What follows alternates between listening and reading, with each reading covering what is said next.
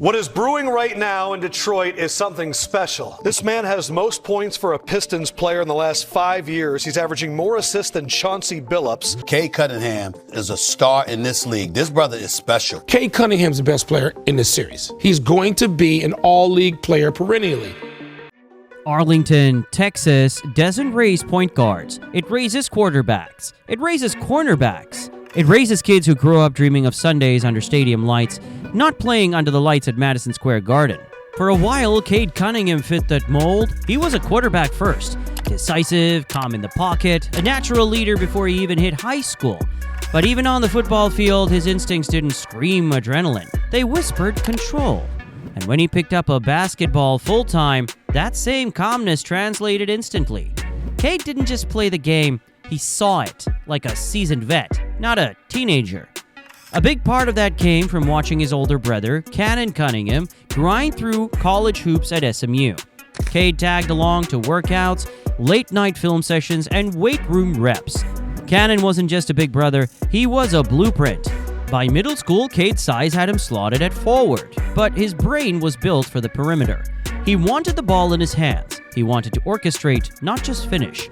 And even if he wasn't the fastest or most explosive player on the court, he was the one controlling the rhythm. You could speed him up, you could throw him off. That kind of pace, that kind of poise, you can't teach it. But in Texas, where guards are expected to fly, Cade didn't fit the mold. He didn't have a viral mixtape. He had something better. A grown man's game in a teenager's body. He was getting attention, but not enough. Cade needed a bigger stage, a brighter spotlight. That meant leaving home. By the time Cade transferred to Montverde Academy, he wasn't just changing schools. He was stepping into a basketball battleground. Montverde wasn't a regular high school. It was a national powerhouse. Every practice felt like a tournament. Every game was a scout's dream. And Cade? He was walking into a roster loaded with future NBA talent. Scotty Barnes, Moses Moody, Caleb Houston. Some guys would have shrunk under that spotlight, afraid to lose touches or fade behind the noise. But Cade wasn't wired like that. He didn't chase shots. He didn't force plays. He just controlled the game. From the jump, Cade stood out by doing less, more efficiently. His passes were surgical, even among elite talent. Cade's poise made him the gravitational center of the team. Montverde would go undefeated, widely considered one of the greatest high school teams ever assembled. And Cade was the steady hand at the wheel, leading without shouting, delivering without needing praise. The season confirmed what Cade had always believed. He didn't need to be flashy to dominate. He didn't need a mixtape. He just needed a system that let him lead. Recruiters took notice. Everyone wanted him. Kentucky, UNC, Florida. Blue Bloods lined up, assuming Cade would pick the spotlight. But once again, he went against the grain. Because for Cade, it was never about hype. It was about fit. And that next step, it surprised everyone. To be honest, I was this close to picking a different school. But blood is always thicker than water. Go Pokes. When Cade announced he was committing to Oklahoma State, the college basketball world did a double take. This was the number one player in the country, a surefire one and done with NBA written all over him. Kentucky, North Carolina, Florida, every program with a pedigree had pitched him hard. But Cade turned them down. Why? Because his brother, Cade Cunningham, was an assistant coach at Oklahoma State, and Cade chose loyalty over legacy. It wasn't a flashy move. It wasn't what a future lottery pick was supposed to do. But for Cade, it was never about glitz. It was about growth. And at Oklahoma State, he had space to lead, to fail, to figure it out on his own terms. He did more than figure it out. He dominated. From the moment he touched the floor, Cade controlled the tempo like a seasoned pro. Defenders bounced off his frame. He'd lull you to sleep, then bury you with a step-back three. His stat line was clinical. 20.1 points, 6.2 rebounds, 3.5 assists. But it was the how that stood out. He hit clutch shots, made unselfish passes, and turned a decent roster into a tournament threat. He made Oklahoma State matter again. And as the NBA draft approached, there were no more questions. Cade wasn't just a great player. He was a franchise cornerstone, a leader, a tone setter. The Pistons had the first pick, and for the first time in a long time, the choice felt obvious. With the first pick in the 2021 NBA Draft, the Detroit Pistons select Cade Cunningham from Oklahoma. When the Detroit Pistons selected Cade with the first overall pick in the 2021 NBA Draft, it felt like more than just a basketball decision. It felt like a franchise choosing stability over flash. A bet not just on talent, but on temperament. Detroit had been searching for its next face of the franchise for over a decade. The post-Chauncey Billups era had been full of stopgaps and stalled rebuilds. Cade was supposed to be the fix, the steady hand that could guide them out of the dark. But it didn't start smoothly. Cade missed training camp and the first few games with an ankle injury. When he finally made his debut, it was in front of a fan base that had waited too long for hope. The shooting was shaky at first, the pace was slow, critics raised eyebrows, and then Cade found his rhythm. Night after night, he grew more confident. Mid-range pull-ups, calm, surgical pick-and-roll reads. Defenders couldn't rush him. He played like a vet from day one. He finished his rookie season averaging 17 points, 5 rebounds, and 5 assists, despite having no all-star help around him. But what stood out most wasn't the numbers. It was the control, the poise, the quiet leadership. He never yelled, he never forced anything. He just played the right way and made a team with no direction start to find one. Detroit had its guy, and Cade, for all his humility, knew exactly what came next, building something from the ground up. Just as Cade was starting to look comfortable, just as Detroit was finally showing signs of progress, everything came to a halt. A few weeks into his second season, Cade's shin started acting up. At first, it was just soreness, then it got worse, then it wouldn't go away. Eventually, the diagnosis came, a stress fracture. And just like that, his sophomore season was over. It was a brutal blow, not just for Cade, but for the franchise. Detroit had entered the year with quiet optimism, a young core, some momentum. Maybe not a playoff push, but at least forward movement. And without Cade, it all unraveled. The Pistons spiraled to the bottom of the standings, finishing with the worst record in the league. Meanwhile, Cade was stuck watching, rehabbing. People questioned his durability, his explosiveness, his ceiling. The same fans who praised his poise were now asking if he was just too slow for today's game. But Cade never bit, never clapped back, never chased headlines. He just worked. He studied film, rebuilt his body, and by the end of the year, he wasn't sulking. He was mentoring rookies, staying close to the team, helping Jaden Ivey and others adjust to the league. Because Cade wasn't just trying to be a great player, he was trying to be a great leader. And heading into his third year, fully healthy for the first time in 18 months, he had something he hadn't had since draft night, something to prove. Year 3 wasn't about hype, it was about proof. Cade entered the 2023-24 season fully healthy, but still overlooked.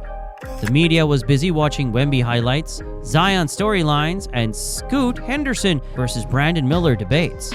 Meanwhile, Cade walked into the season with a quiet confidence of someone who knew exactly who he was.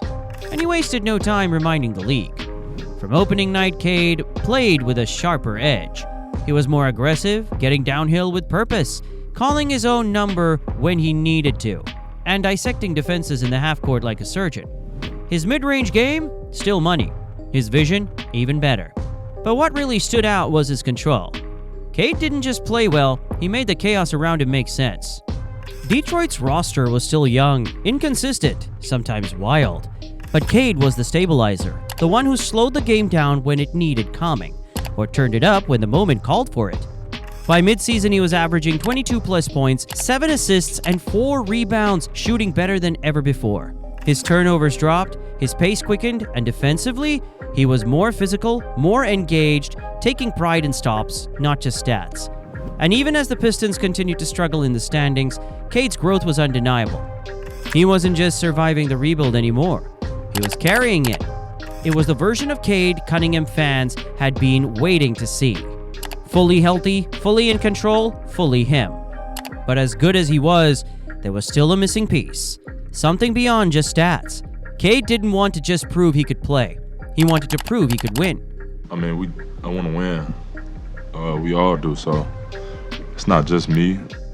In 2024, something finally shifted in Detroit. The front office brought in a new head coach with a modern system, one built around Cade's strengths, space, structure, and trust.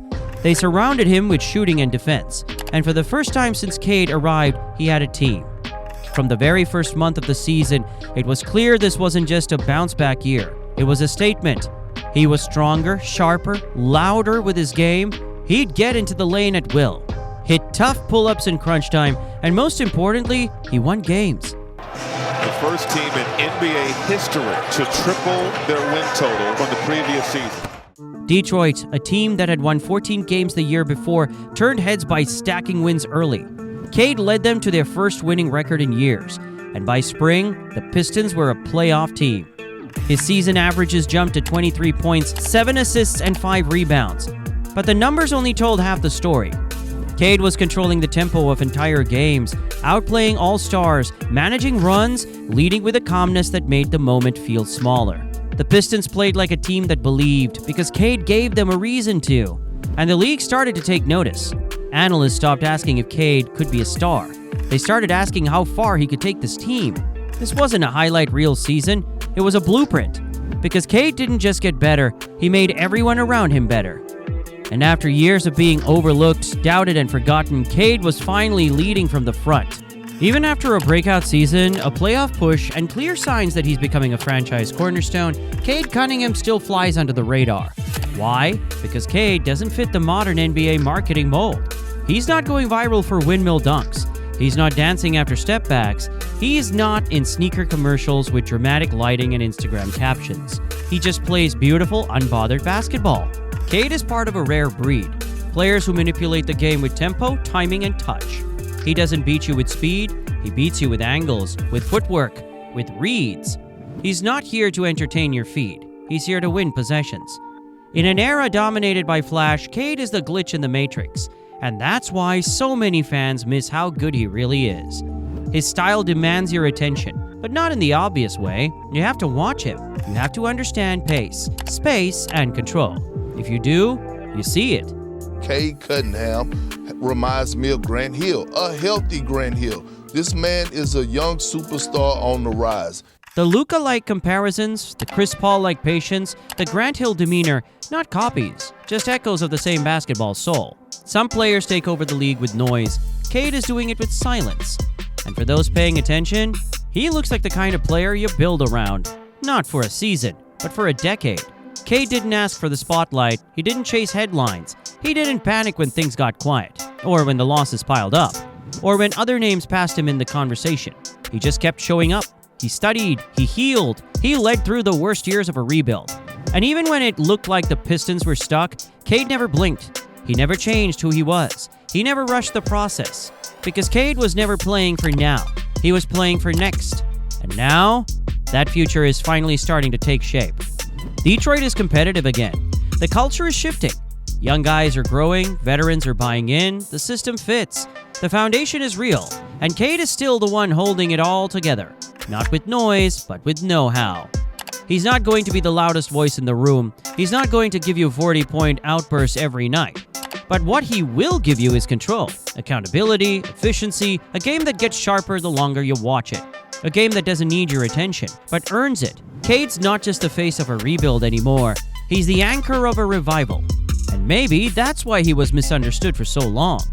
Because in an era obsessed with moments, Cade Cunningham is a long play, a slow burn, a future legend being written in lowercase. And those who see it now, they'll be the ones who saw it first.